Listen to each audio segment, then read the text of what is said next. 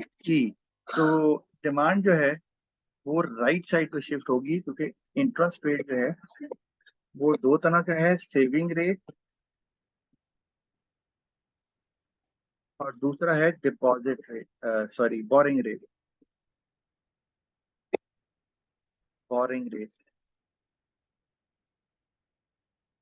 Boring rate, इन दोनों का इम्पैक्ट एक ही होता है कि डिमांड बढ़ेगी, क्योंकि सेविंग रेट अगर आपका कम हो गया है तो ऑफ कोर्स जो है ना आपका लोअर रिटर्न ऑन सेविंग्स होगा, लोअर रिटर्न ऑन सेविंग। तो ऑफ कोर्स आप विड्रॉ कर लेंगे अमाउंट और उसको स्पेंड करेंगे एज कंज्यूमर्स, डिमांड बढ़ जाएगी। इसी तरह बोरिंग रेट अगर वो भी कम हो गया, क्योंकि इंटरेस्ट रेट ही कम हुआ है, तो बोरिंग रेट और सेविंग रेट दोनों कम होते हैं, तो आपका क्या हो जाएगा, कॉस्ट ऑफ बोरिंग कम हो जाएगी। कॉस्ट ऑफ बोरिंग जो है वो कम हो जाएगी आप, राइट। तो उससे भी डिमांड कर्व राइट पे ही शिफ्ट होगा और उससे नया इक्विलिब्रियम E1 हो जाएगा, नई प्राइस जो है वो P1 पे चली जाएगी, यानी कि प्राइस बढ़ जाएगी और क्वांटिटी जो है Q1 पे चली जाएगी। तो इसका जो लॉजिक है वो कुछ ऐसे बनता है कि इंटरेस्ट रेट जो है वो जब कम होगा तो उससे डिमांड बढ़ेगी, जैसे मैंने आपको बताया, चाहे वो सेविंग रेट हो या बोरिंग रेट हो, डिमांड बढ़ जाएगी और डिमांड बढ़ने से ऑफ कोर्स क्रिएट होगी शॉर्टेज। जब शॉर्टेज, क्योंकि डिमांड बढ़ गई है, तो जब शॉर्टेज क्रिएट होगी तो उससे ऑफ कोर्स आपको पता है प्राइसेस जो है ना दे टेंड टू इंक्रीज। तो जब प्राइस बढ़ेगी तो उससे जो प्रोड्यूसर है वो इनकरेज होगा और क्वांटिटी सप्लाइड भी बढ़ जाएगी। लेकिन सप्लाई में होगी extension, movement along the curve, क्योंकि वो ये हो रहा है प्राइस फैक्टर की वजह से, जबकि डिमांड जो है उसमें शिफ्ट आ रहा है क्योंकि वो नॉन प्राइस फैक्टर से हो रहा है, दैट इज इंटरेस्ट रेट। तो यहाँ पे मैं ये सप्लाई को इस तरह से मूवमेंट अलोंग द कर्व हम कर सकते हैं।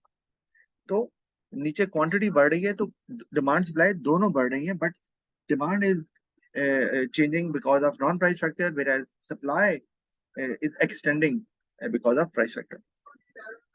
तो ये बात हो गई। इसी तरह अच्छा एक और हम देख लेते हैं एग्जांपल, इसी तरह के ऊपर ले लेते हैं।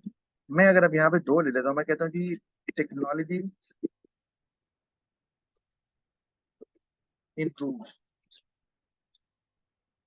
ठीक है, to produce, let's say to produce car. और मैं अगर इसको सवाल आपको पेपर में आ जाए कि बताएं जी डिमांड सप्लाई डायग्राम से कि इक्विलिब्रियम प्राइस पर इक्विलिब्रियम क्वांटिटी पे क्या फर्क पड़ेगा, तो आप क्या करेंगे, वही डिमांड और सप्लाई आपने कर्व बनाया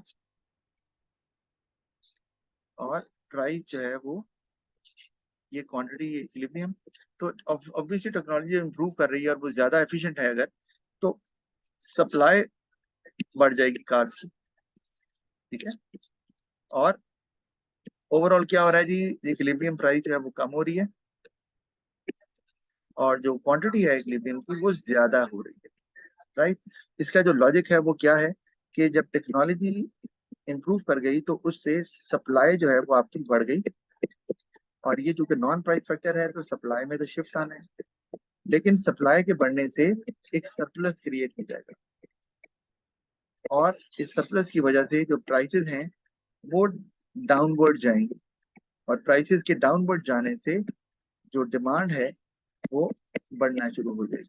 लेकिन डिमांड बढ़ रही है, लेकिन डिमांड के बढ़ने की वजह प्राइस फैक्टर है, तो डिमांड में एक्सटेंशन होगी, यानी कि movement along the curve to the right side. तो आप देख सकते हैं यहाँ पे ये डिमांड कर्व भी राइट साइड पे मूव कर रहा है, क्योंकि क्वांटिटी तो बढ़ रही है, सप्लाई भी बढ़ रही है, डिमांड भी बढ़ रही है, लेकिन दोनों का रीजन फर्क है, एक प्राइस फैक्टर की वजह से बढ़ रही है, एक नॉन प्राइस फैक्टर की वजह से बढ़ रही है और प्राइसेस कम हो रही है, ठीक है। तो ये हमें समझ आती है। अच्छा इसी तरह अगर मैं एक और डायग्राम ले लेता हूँ जिसमें मैं दो कंडीशंस रखता हूँ सामने आपके। एक मैं कहता हूँ कि प्राइस ऑफ सब्स्टिट्यूट,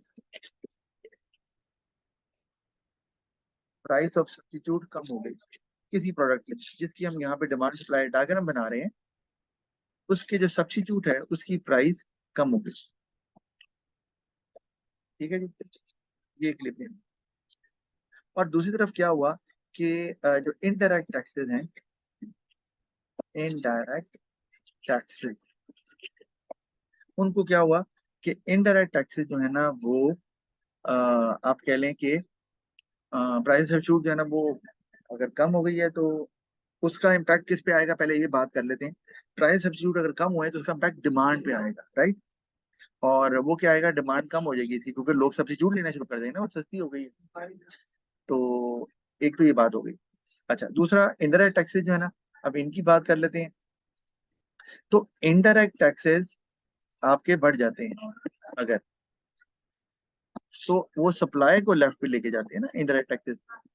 तो अब आपका जो नया इक्विलिब्रियम है, क्योंकि नया आपका सप्लाई कर्व ये है, नया डिमांड कर्व ये है, अब ये दोनों इंटरसेक्ट कर रहे हैं यहाँ पर।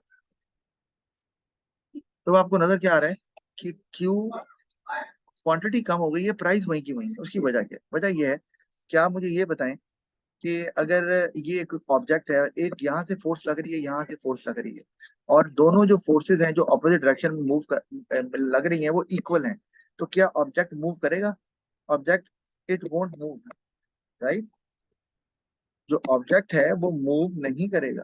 सिमिलरली अगर हम डिमांड और सप्लाई की बात करते हैं, तो वो अगर अपोजिट डायरेक्शन में मूव कर रही है, यानी कि सप्लाई कम हो रही है और जो डिमांड है वो भी कम हो रही है, तो दोनों का जो इम्पैक्ट है वो ऑपोजिट है।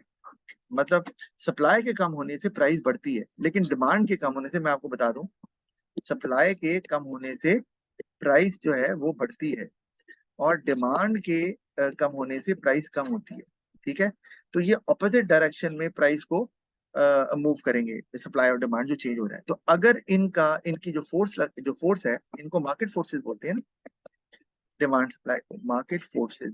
तो अगर ये मार्केट फोर्सेस जो हैं ये ऑपोजिट डायरेक्शन में, जैसे मैंने बताया, प्राइस को मूव करने की कोशिश कर रही हैं, और अगर ये इक्वल हैं, तो क्या होगा, उसी ऑब्जेक्ट की तरह कि वो ऑब्जेक्ट मूव नहीं कर रहा, तो प्राइस भी मूव नहीं करेगी, प्राइस वुड स्टे कांस्टेंट। ठीक है, it would stay constant because of the same reason, would stay constant.